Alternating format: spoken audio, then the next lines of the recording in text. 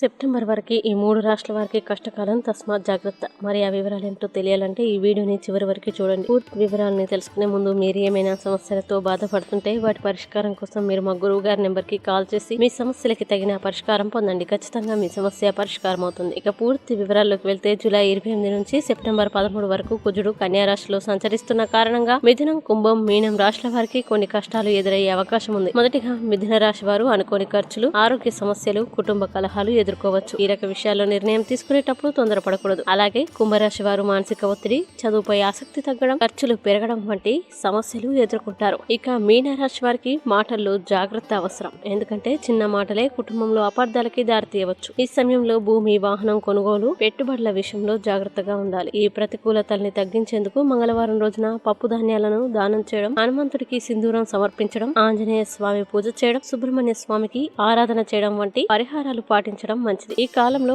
ఓపికతో, శాంతితో వ్యవహరిస్తే సమస్యలు తగ్గుతాయి. ఈ వీడియో మీకు నచ్చినట్లయితే లైక్ చేయండి, షేర్ చేయండి. ఇలాంటి మరిన్ని వీడియోల కోసం మా ఛానల్ ఇప్పుడే సబ్స్క్రైబ్ చేయండి.